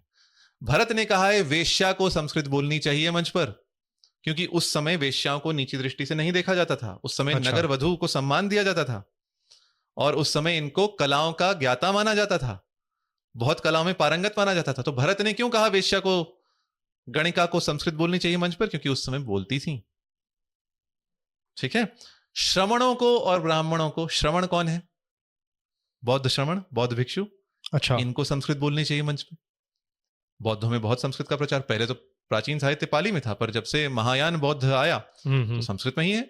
जैन पहले प्राकृत साहित्य था पूरा जैन धर्म में, तो जैन धर्म में संस्कृत के एक से एक धुरंधर विद्वान हुए। अमर सिंह जो संस्कृत के बहुत महान कोशकार हैं बौद्ध थे, हेमचंद्र आचार्य जैन थे।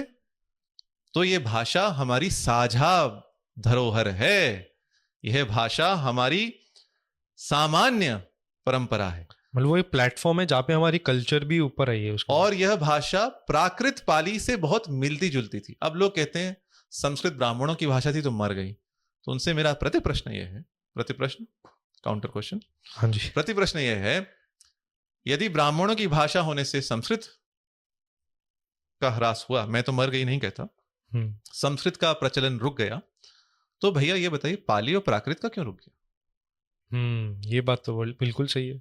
पाली का क्यों? पर लोग कहते हैं कि प्राकृत शायद हिंदी में कन्वर्ट हो गई, तो संस्कृत से ही तो प्राकृत है, हम तो यही मानते हैं। संस्कृत से मतलब सिंप्लीफिकेशन, जैसे आज इंग्लिश जो ब्रिटिश है उसको एक मतलब जो क्या बोलते हैं, मैं वर्ड भूल रहा हूँ इंग्लिश का, बट उसको एंशियंट तरीके से देख लीजिए, वो पुरानी वाली है तो ये टफर है। वो लोग वैसे खुद भी खुद इंग्लिश अच्छे से नहीं बोलते, मैं उधर जब था। वेडनेसडे को वेंसडे बोलते हैं वो लोग, और बहुत सारे शब्द ऐसे ही उन्होंने बना रखे हैं। वो क्या बोलते हैं ब्रिटिश एक्सेंट में, बोलते हैं can I have bottle water. वो तो उनकी जितनी आप नॉर्थ जाओगे आपको एक्सेंट नहीं समझ में आएगी। और मैं बर्मिंघम में था, बर्मिंघम की जो एक्सेंट को एकदम स्लम वाली एक्सेंट कहा जाता था उधर। मतलब जैसे घाटी बोलते ना मुंबई में, जैसे आप एकदम बोले अंदर चले जाए, ए भिड़ू ये क्या है, वैसे टाइप में उधर की इंग्लिश और उसके एक्सेंट को माना जाता था जी। सो आप इमीडिएटली पकड़ लोगे, जैसे आप कोई साउथ इंडियन होगा, उसकी एक साउथ इंडियन एक्सेंट बहुत हैवी रहेगी, इंग्लिश में भी हिंदी में भी। वैसा ही बर्मिंघम की इंग्लिश एक्सेंट इतनी हैवी है। अगर आप पीकी ब्लाइंडर्स देखेंगे, same I think taxon English जो है यूएस की, तो उन लोग का भी जो एक स्टाइल है बोलने का, तो ये सारी चीज नहीं, ये प्रत्येक भाषा में होता है। प्रत्येक भाषा के अलग अलग लोग हैं। जैसे हिंदी जो बंबई वाले बोलते हैं, उनका थोड़ी अलग शैली, वो मराठी से प्रभावित। और उनको एक तरीके से, जैसे जब मैं दिल्ली गया था तब मेरे को 15 मिनट में किसने पकड़ लिया कि तुम मुंबई से हो, जबकि मैंने ऐसे कोई इंट्रोड्यूस नहीं किया था।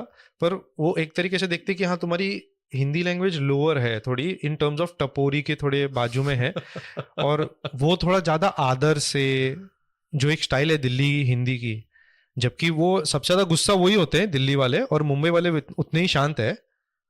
माइंड यू, कल्चरल डिफरेंस बहुत ज्यादा है, does not correlate with the language style, but जो हिंदी की स्टाइल है बोलने की, हाँ, तो इसमें तो स्वाभाविक है ना, क्योंकि जो महाराष्ट्र अथवा गुजरात कह लें तो ये मूल भाषा यहाँ हिंदी नहीं थी, मूल भाषा गुजराती मराठी। हाँ, मुंबई में अब जैसे हिंदी वाले बंबई बोलते हैं, है ना, तो मुंबई में हिंदी 19वीं शताब्दी से, जब अनेक लोग आए, कलकत्ता में हिंदी 19वीं शताब्दी से, हिंदी के जितने कोश छपे हैं उनमें सबसे पहला अथवा सर्वप्रथम कोशों में से एक कलकत्ता में छपा था। और हिंदी का पहला समाचार पत्र भी जहां मुझे कलकत्ता तो आई थिंक मारवाड़ी से एक हमारे जो भी रिवॉल्यूशंस हुए हैं, जैसे सुभाष चंद्र बोस बोल लीजिए या श्यामा प्रसाद मुखर्जी बोल लीजिए, मतलब हमेशा से एक वो रहा है, औरोबिंदो बोल लीजिए, औरोबिंदो जी बोल लीजिए। सो ये हमेशा से एक कल्चरल रिवॉल्यूशन जो लाए हैं वो हमेशा एक कोलकाता से आया। आज की स्थिति बहुत अलग है, उधर इतनी हिंदी बोली भी नहीं जाती, फिर भी समझते हैं लोग, ऐसा नहीं है। पर आप मुंबई में जाओगे तो मुंबई के थोड़े भी बाहर जाओ आपको बहुत ही ज्यादा हैवी मराठी का इन्फ्लुएंस मिलेगा। मुंबई में उतना नहीं है। जैसे मेरी मराठी इतनी अच्छी नहीं है, is one of the reasons why.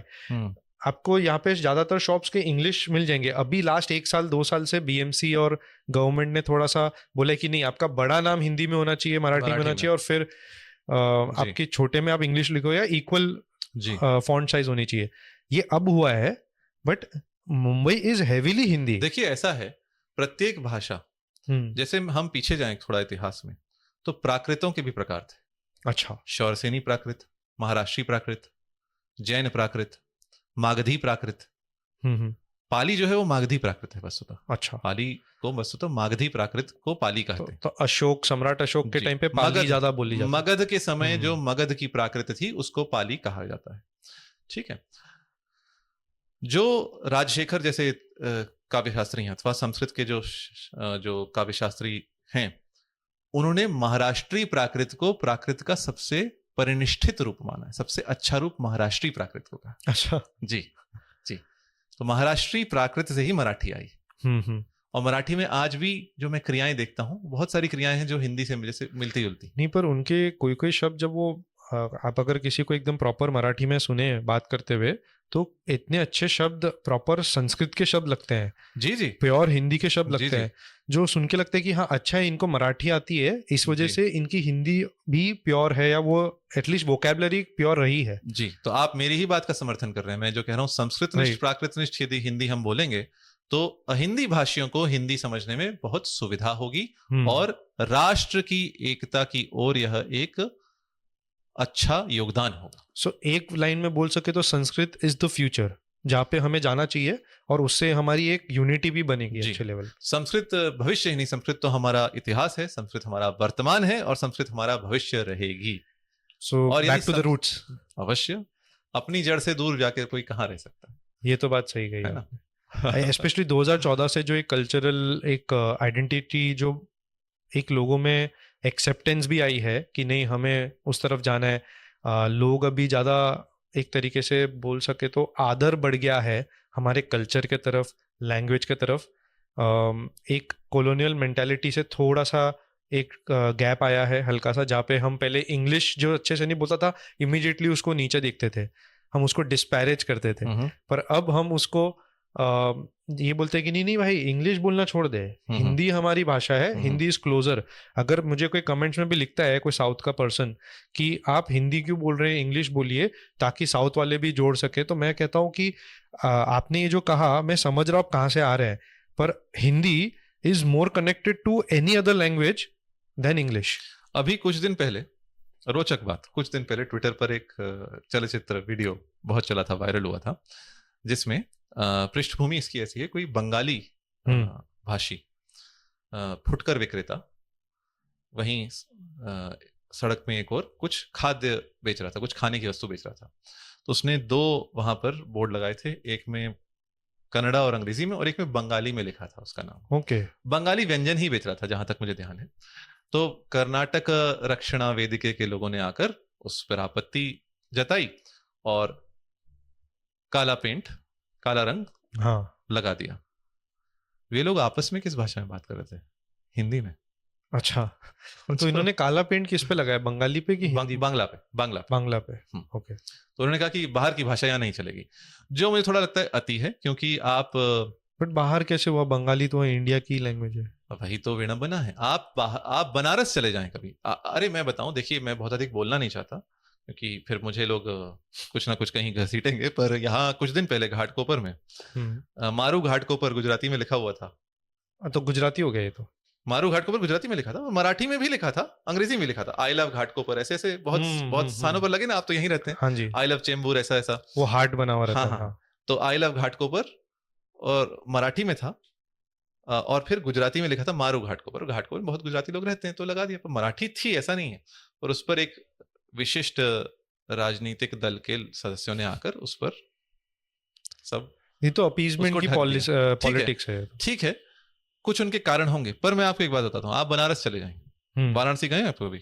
Varanasi नहीं गया हूँ। अच्छा चलिए, अगली बार मैं चलूंगा, आप मैं शायद स्टेशन से पार हुआ, अगली बार चलूंगा, आप साथ में अवश्य चलिएगा। ओके। तो बनारस ऐसे, काशी, जो भी भारतीय जाता है उसको लगता है मेरा किसी ना किसी जन्म का संबंध है। अच्छा, आपको लगेगा, अवश्य लगेगा। इतने दक्षिण भारतीय आते हैं काशी जाकर उनको ऐसा लगता है काशी पहुंच गए, काशी दर्शन हो गया तो जीवन सफल हो गया। काशी जाकर आप कोई भी पिलग्रिमेज में जाएंगे आपको बहुत ज्यादा साउथ इंडियंस की, गुजराती लोग बहुत रहते हैं, दक्षिण भारतीय बहुत रहते हैं, बंगाली आते हैं, और स्पेशली तमिल। जैसे अभी वो उधर की जो पॉलिटिक्स ने इतनी खराब कर रखी है, जैसे उदयनिधि ने कहा था कि हिंदुइज्म को इरेडिकेट करना है, ये तो मलेरिया है, लेप्रेसी है, ये वो कहते हैं पॉलिटिकल पॉइंट्स, डॉली पॉइंट्स लेने के लिए। बट जितना मैंने देखा है, आप जो भी अच्छे कॉर्पोरेट्स में बोल लीजिए या साइंटिस्ट बोल लीजिए, सबके नाम जो है साउथ इंडियन या तमिल है, उनके सारे नाम हिंदू भगवानों के ऊपर है। और वो तमिलनाडु सबसे ज्यादा पिलग्रिमेज भी कौन कर रहे हैं? तमिलनाडु या साउथ से ज्यादातर लोग आ रहे हैं। कुछ दिन पहले किसने, करुणानिधि ने अथवा किसी ने, उदयनिधि जो उनके बेटे हैं, किसी हाँ, ने, नहीं, वो जो नहीं, कुछ वर्षों पहले स्टालिन के बेटे जो है, कुछ वर्षों पहले की बात है ये। स्टालिन ने बोला था अथवा करुणानिधि के राजनीतिक दल से किसी ने बोला था कि तमिल नाम रखने चाहिए, संस्कृत नाम नहीं रखने चाहिए। करुणानिधि, उदयनिधि और तमिलनाडु में मुझे लगता है 70-80% नाम संस्कृत से ही होंगे, हो सकता है 90% हो। कर्नाटक में तो देखिए, जो काशी में जाता है उसको लग जाता है मैं किसी जन्म में यहाँ रहा हूँ। जो सनातनी, जो भारतीय जाता है वो यही सोचता है कुछ संबंध है। आप काशी में चलिए, मैं काशी गया, बनारस, मैंने देखा कोई किसी हाट का बोर्ड लगाए तिब्बती भाषा में, किसी मठ का बोर्ड लगाया कन्नड़ा भाषा में। अच्छा, वहां वीर शैव जो लिंगायत हैं उनके मठ है, वो कन्नड़ा भाषा में लगा है। गुजराती जो आहारालय हैं, रेस्टोरेंट है, वहां पे गुजराती में लिखा हुआ है। क्यों? क्योंकि गुजराती भोजन दे रहे हैं, गुजरात से जो लोग तीर्थ यात्रा करने आ रहे हैं गुजराती पढ़ेंगे तो जाएंगे, ठीक है। वहां मैंने देखा उर्दू में लिखा हुआ देखा, किसी ने कोई आपत्ति नहीं की कभी। वो क्या वेस्टर्नाइजेशन हुआ नहीं है ना? नहीं, किसी ने आपत्ति नहीं की, क्योंकि भाई सब अपने देश का है, अपने देश का है, एग्जैक्टली। जब मैं, आप प्रयाग गए हैं कभी? प्रयागराज नहीं, मैं गया था मैं जब पार कर रहा था, कुंभ हुआ था 2021 में। 2021 नहीं, मैं सहस्र ही बोलता हूँ। अच्छा, 2021 तो मैं जाता हूँ, जब पेट्रोल भरवाता हूँ तो 2 सहस्र का डाली नहीं समझता 2000। पर वो फिर उर्दू से अब सीधा इंग्लिश पे चले गए। जब प्रयास करके लोगों ने अरबी फारसी घुसाई, तो हम तो प्रयास करके संस्कृत प्राकृत ला सकते हैं ना, अपनी मूल की ओर तो हम प्रयास कर सकते हैं, ठीक है। बट अगर हमें ये वाले पॉइंट से मुझे एक याद आ रहा है कि मुझे भी बहुत सारे शब्द पता है हिंदी के, प्योरर हिंदी के, पर वो यूज करने में बड़ी शर्म आती है, बड़ा वियर्ड लगता है, क्योंकि अभी एक मोमेंटम चल रहा है एंड सडनली मैंने एकदम से प्योर हिंदी बोल दी, सब लोग ऐसे मुड़ के देखेंगे क्या हो गया इसको। देखिए, आपकी भाषा यदि प्रभावशाली होनी है, यदि आपकी भाषा में आपको विज्ञान, यदि आपकी भाषा में आपको अधिक से अधिक गणित, अधिक से अधिक विश्व स्तरीय उत्कृष्टता लानी हो, तो हमें संस्कृत की ओर झुकना ही पड़ेगा। आप नॉर्मल डिस्ट्रीब्यूशन को क्या बोलेंगे हिंदी में? नॉर्मल डिस्ट्रीब्यूशन, आप गणित पढ़े होंगे? हाँ जी। नॉर्मल डिस्ट्रीब्यूशन होता है सांख्यिकी में, स्टैटिस्टिक्स में ग्राफ्स होते हैं, बेल कर्व होता है। यस। तो नॉर्मल डिस्ट्रीब्यूशन को क्या बोलेंगे हिंदी में? मतलब सामान्य कुछ, सामान्य, देखिए आप ही ने बोला सामान्य वितरण, सामान्य आवंटन। ओके। आप बंगाली में, बांग्ला में, कन्नड़ा में, हिंदी में, मराठी में शब्द देख लें, सबके ऐसे ही शब्द हैं। तमिल में तमिल मूलक शब्द है। उर्दू में क्या बोलते हैं? तौजीम मामूल। तो ये उर्दू है कि ये अरबी है? तो उर्दू अरबी फारसी की ओर झुकेगी। वो तो बट उनका रिलीजन और कल्चर से जो भी है, right? आपको किसी न किसी शास्त्रीय भाषा, प्राचीन भाषा की ओर झुकना पड़ेगा। तो हमारी भाषा का जो मूल है वो संस्कृत प्राकृत है, तो हम उसकी ओर जितना झुकें हमारी भाषा उतनी समृद्ध होगी, राइट। हमारी भाव अभिव्यक्ति की शक्ति उतनी संपन्न होगी। हम जो कह सकते, अरे हम शशि थरूर की अंग्रेजी पर तो बहुत तालियां पीटते हैं, वो तो एक्सेंट में बोल देते हैं और ऐसे वर्ड बोलते हैं जो समझ ही नहीं आते, पर अंग्रेजी अच्छी है उनकी, मानना पड़ेगा। जरूर अच्छी तो है ना। शशि थरूर की अंग्रेजी पर हम तालियां पीटते हैं। और यदि हम अपनी भाषा अच्छी करें, आप कभी पुला देशपांडे जी की भाषा सुन लीजिए, उनकी पुस्तकें पढ़ लीजिए। पुला देशपांडे जी जो मराठी के बहुत प्रसिद्ध लेखक थे, उनकी वाणी सुन लीजिए, क्या ओजस्विता है उनकी। मराठी संस्कृत प्राकृत से जुड़ी हुई है। अपने मूल से जुड़े रहने पर, अपने मूल से संपन्न ज्ञान लेकर उसे लोगों में बांटने पर आपकी वाणी में एक नया ही प्रभाव आएगा, एक नया ही निखार आएगा।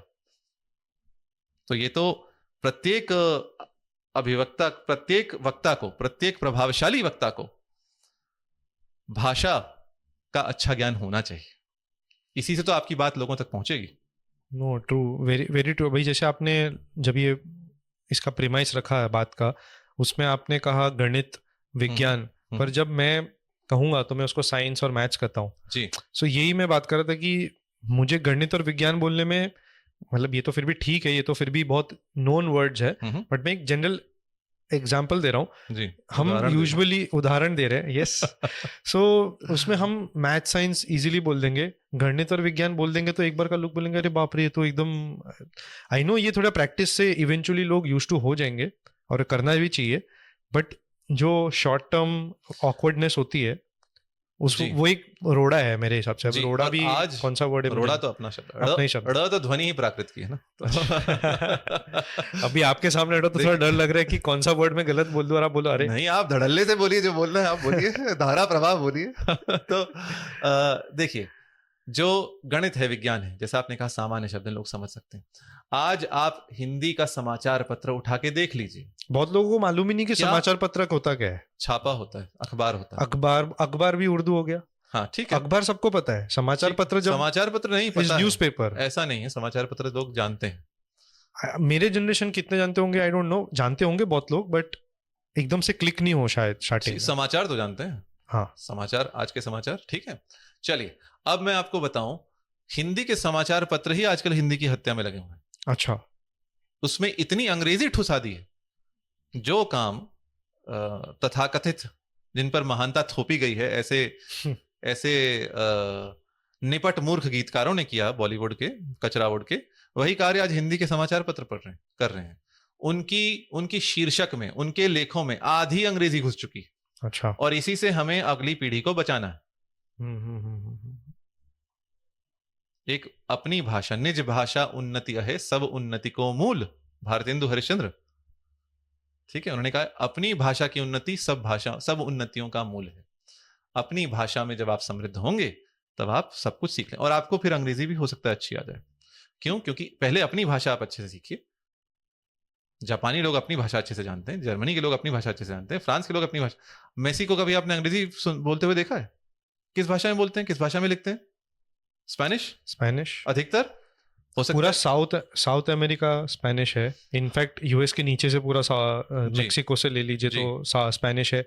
स्पेन में जो रोमन लैंग्वेजेस है तो उसमें Spanish, Portuguese, I think French, Italian और एक और आती है आई थिंक रोमेनियन लैंग्वेज। तो ये 5 लैंग्वेज आपको एक आ गई तो आपको, जैसे आपको हिंदी आ गई तो मराठी, गुजराती, पंजाबी एक लेवल तक समझ आती है।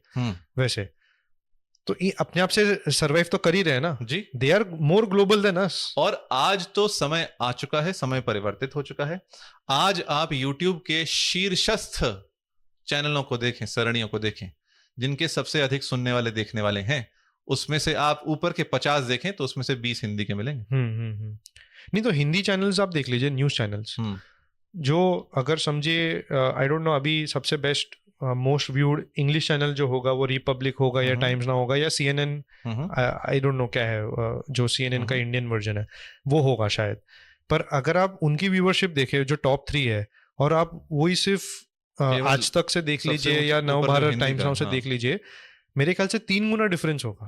अवश्य होगा। दैनिक भास्कर और टाइम्स ऑफ इंडिया, हाँ, जमीन आसमान का डिफरेंस। पिछले 10 वर्षों में मैं कहूंगा हिंदी बहुत आगे निकल चुकी, और उसमें योगदान यही YouTube, सामाजिक संचार माध्यम, सोशल मीडिया, इनके माध्यम से हिंदी बहुत आगे बढ़ी है। और हिंदी को यदि हम अपने मूल से समृद्ध करें, इसके मूल से जो अच्छे गुण हैं वो लें, तो हिंदी का वृक्ष कल्प वृक्ष बन सकता है। डेफिनेटली, जरूर भी शायद उर्दू अवश्य। अब देखिए, जो यही गाना है, तेरी झलक अशरफी, ठीक है, वो तो अशरफी फिर तो उर्दू से ही स्टार्ट कर दिया। अशरफी अर्थात सोने का टंक, सोने का सिक्का, ठीक है।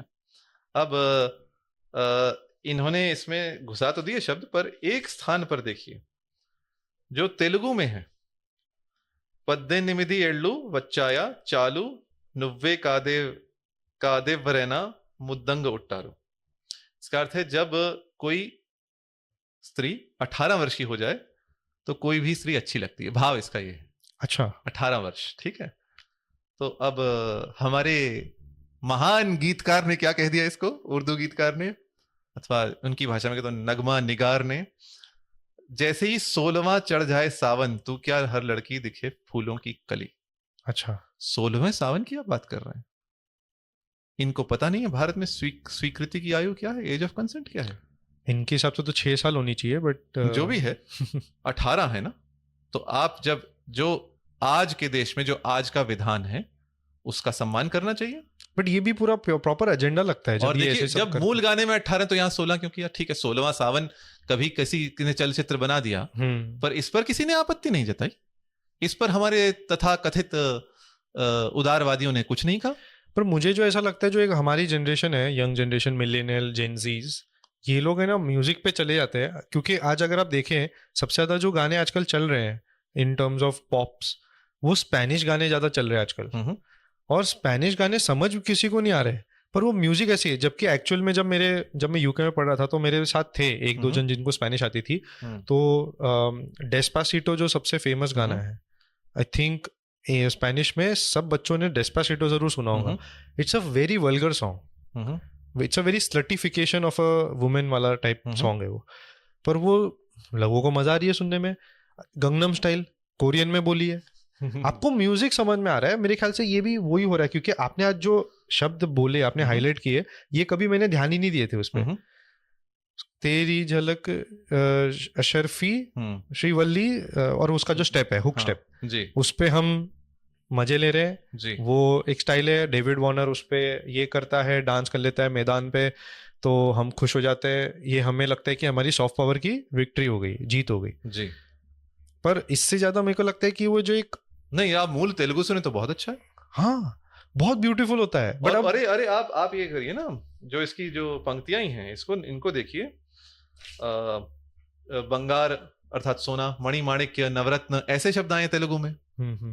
मणि माणिक्य अर्थात मणि, आप समझ सकते हैं। नवरत्न समझ सकते हैं, नवरत्न तो कई व्यवसायों का नाम भी होता है। अब यहाँ अशरफी, मदक बर्फी, और पोशीदा, और रब, और गर्विदा, क्या है ये? और 18 वर्ष को 16 कर दिया। ये आप अपने दर्शकों को बताएं। James of Bollywood Twitter handle को अवश्य फॉलो करें। ये एक गाना है आई थिंक ब्रह्मास्त्र का, जिसकी बहुत उसका बहिष्कार भी हुआ है मूवी का। रणबीर कपूर की जो मूवी आई थी ब्रह्मास्त्र, उसमें मुझे गाना पसंद है बिकॉज ऑफ द म्यूजिक। देवा ऐसे करके गाना है, नमो नमः। नहीं, वो दूसरे मूवी का है, वो केदारनाथ का है। उसमें भी वो मुस्लिम है, सुशांत सिंह राजपूत का कैरेक्टर मुस्लिम है, और वो अच्छा बंदा है, वो गरीब है। वो जब डूबता है तब वो सारा अली खान जो हिंदू बनी है उसको बचाता है, ऐसा है मूवी में भी। वो तो बॉलीवुड का तो अलग से कर सकते हैं सर्जरी, बट मैं आपको ये बता रहा हूँ कि देवा देवा जो गाना है उसमें वो इतने मैं तुझ पे फना, मतलब मेरे को ना बहुत गिल्टी भी होता है कभी कभी सुनने में, बट वो म्यूजिक इतना अच्छा है कि you just get addicted to that song. अच्छे लेखक नहीं है इनके पास? लेखक है, अच्छे लेखक को मेरे को लगता है ये बहुत ही ज्यादा इंटेंशनली सिस्टमेटिकली किया गया है। इनको अपनी आदि पुरुष देख लीजिए ना, क्या डायलॉग्स बोले। लंका तेरी बाप का, क्या क्या ऐसे बोल के, जलेगी भी तेरी बाप की। अब मैं क्या कहूँ सात्विक जी। और कौन लिखा है? मनोज मुंतशिर जी, जिनको एक टाइम पे हम समझते थे कि ये तो इनको मिला है ये मूवी का लेखक बनने का मौका, तो जरूर अच्छा रहेगा। We were excited, genuinely excited. उन्होंने क्षमा याचना की है ना, ठीक है। अब मैं आपसे बोलूं, आप सात्विक हैं, पर हाँ। हमारे जो कचरा वुड है, इसके गानों में शुद्ध तमस भरा पड़ा है। हाँ जी। और ये सांस्कृतिक प्रदूषण कहां तक आ गया है, यहाँ मुझे बताते हुए खेद होता है। यहाँ मुंबई में गणपति उत्सव में जो गाने बजते हैं, बॉलीवुड के बजते हैं, जो नवरात्र में गाने बजते हैं, अमुक वस्त्र के पीछे क्या है, ये गाना बजते हुए सुना है मैंने। क्या कहेंगे आप? अरे खलनायक का गाना आपको पता होगा किसकी बात कर रहा हूं मैं? चोली के पीछे क्या? अच्छा, ये तो आप फिर भी पुराना गाना है, जो 4 बोतल वोडका, काम मेरा रोज का, ये हमारे बिल्डिंग में बजा रहे थे लोग। क्या कहा जाए, गणपति उत्सव में बजा रहे हैं आप, तो हम अपना ही अपमान कर रहे हैं ना। अब ये कौन कर रहा है? ये हम ही लोग कर। गणपति बोल लीजिए, इंडिपेंडेंस डे बोल लीजिए, मतलब कोई लेना देना ही नहीं है, और ऐसे गाने बजा रहे हैं। और बच्चे लोग नीचे, कभी कभी हम ऊपर रहते हैं, आवाज आती है बच्चों की, तो नीचे बच्चों को साथ में गा रहे हैं वो लोग, लिरिक्स उनको याद हो गए। क्या कहा जाए, ये कल्चरली जो इतना इम्पैक्ट है हमारे, ये बॉलीवुड बोलो या जो भी पॉप एल्बम्स है, they have so much responsibilities on their shoulder, but वो कैसे यूज करके उसको सिस्टमेटिकली बिगाड़ रहे हैं। केवल उनकी नहीं, हमारी भी। तो हम देखना यदि रोक दें तो कहाँ दिखाएंगे। पर जितने एलीट हो रहे हैं, जितना पैसा एक्स्ट्रा कमा लेते हैं लोग, फिर वो थोड़ा सा मॉडर्नाइजेशन के नाम पे वेस्टर्नाइज हो रहे हैं, जो मेरे ख्याल से आज लकीली आधे लोग एटलीस्ट अपने कल्चरल रूट्स पे जा रहे हैं, तो आधे लोग उतना ही दूर भाग रहे हैं। वो आई थिंक एक साइकोलॉजिकल तरीका है ही, एक रिएक्शन होता है, ये नेचुरल रिएक्शन है ह्यूमन में। बट उसमें आप देखोगे तो वर्ली के उस साइड पे जो हम साउथ बॉम्बे किड्स को जो नीचे देखते हैं, there are still many people who are very good, very scholar, very you know doing actual. मेरे जो बहुत ही क्लोज मित्र है वो साउथ बॉम्बे के हैं, बहुत ही ज्यादा स्मार्ट है, बहुत ज्यादा धार्मिक है, सब है। बट आप एक जनरल पर्सपेक्टिव भी देखें उनका, तो उनको हिंदी भी अच्छे से नहीं आती, एक तो इंग्लिश में बात करते हैं। आप सारे बच्चों को आज देख ले, इंग्लिश में बात करेंगे उनके पेरेंट्स, मेरे साथ हिंदी में करेंगे बट अपने बच्चे के साथ इंग्लिश में करेंगे। उनको लगता है कि उनको बचपन से इंग्लिश सिखाएंगे तो क्या होता है, क्योंकि मैं अगर बचपन से इंग्लिश में बात करते मेरे साथ पेरेंट्स, तो मेरी इंग्लिश कितनी अच्छी होती। ये एक एग्जाम्पल हो गया। पर यही सेम फिर आप हर जगह देखेंगे, धर्म से दूर, कल्चर से दूर। दिवाली सब बनाएंगे, होली सब बनाएंगे, पर गणपति भी सब बनाएंगे, बट फिर गाने ऐसे बजाएंगे। इस पर मैं क्या कहूं, भारतेंदु हरिश्चंद्र ने बहुत पहले कहा था, अंग्रेजी पढ़ के यद्यपि सब गुण होत प्रवीण, बिनु निज भाषा ज्ञान के रहत दीन के दीन। अंग्रेजी पढ़ के यद्यपि आप सब गुणों में प्रवीण हो जाएंगे, पर निज भाषा के ज्ञान के बिना आप दीन के दीन ही रहेंगे। निज भाषा उन्नति है, सब उन्नति को मूल। अपनी भाषा, निज भाषा का ज्ञान होना चाहिए, और इसमें एक उत्तरदायित्व जो निभाना है, आप जैसे युवा लोगों को निभाना है, अपनी यूट्यूब सरणी के माध्यम से, और लेखकों को, और जो लोग, मैं तो कहूंगा व्यवसायियों का भी एक उत्तरदायित्व बनता है। देखिए, जो संस्कृति, जब भारत समृद्ध था तब भारत की संस्कृति कहां कहां तक फैली, पूरे ऑलमोस्ट पूरे विश्व में। इंडोनेशिया, मलेशिया, थाईलैंड, इस पे तो डायरेक्ट इन्फ्लुएंस था। क्यों फैली? क्योंकि हमारा देश सोने की चिड़िया था। अब भारत पुनः समृद्ध बन रहा है, तो हमारी संस्कृति को फिर से विश्व भर में फैलने का एक स्वर्णिम अवसर मिला है, और होगा। इस स्वर्णिम अवसर को हम गंवाएं नहीं, अपने मूल की ओर मुड़े, अपनी भाषा को, निज भाषा को और उन्नत बनाएं, हिंदी को उसके मूल संस्कृत प्राकृत से जोड़ें, जिससे हिंदी को समझने में लोगों को सुविधा भी हो, भारत के एकीकरण में सहायता हो, और हिंदी और समृद्ध हो। और जिनको हमने महान बनाया हुआ है, इनको हम धरातल पर ले आए। और कुछ मैं प्रार्थना करता हूं बॉलीवुड में सद्बुद्धि आए किसी को। चंद्र प्रकाश द्विवेदी जैसे लोग हैं, बॉलीवुड में अच्छे लोग हैं, ऐसा नहीं है। अरे बट रिसेंटली जो गाने हिट हुए, झूमे जो पठान, देखिए क्या मसाला है वो सब, तो क्या कहा जाए। बेशरम रंग कौन सा है, क्या कहा जाए तो फिर क्या कहा जाए, इन गानों पर क्या कहा जाए, है ना। तो हमें एक अपनी ओर से तो प्रयास हम कर सकते हैं, राइट है? तो हम अपने प्रयास की बात करते हैं, दूसरे जो कर रहे हैं करें अवश्य जी। सो इसी के साथ आज बहुत ही बड़ा धन्यवाद आपको नित्यानंद जी। आप आए, हमारे श्रोता, हमारे व्यूअर्स, आप इनसे बहुत कुछ सीखे, इंस्पायर हो। मे बी अपने जो नेक्स्ट जनरेशन है उनको अब कैसे आई थिंक ग्रूम करना है, ये अभी हमारे हाथ में है ज़रूर। सो प्लीज़ रिस्पॉन्सिबली करें। हाँ, मैं थोड़ा इंग्लिश ज़्यादा बोलता हूँ, बट वो मेरी एजुकेशन सिस्टम, जो हमारी एजुकेशन सिस्टम से जो मैं निकला हूँ, उसकी भी एक बहुत बड़ी गलती है। मैं कोशिश ज़रूर कर रहा हूँ बहुत ज़्यादा कि मैं ज़्यादा हिंदी में बोलूँ, बट लेट्स सी कहाँ होता है। जैसे अभी जैसे लेट्स सी बोल दिया मैंने। सो इसी के साथ जी, धन्यवाद। नमस्ते। नमस्ते।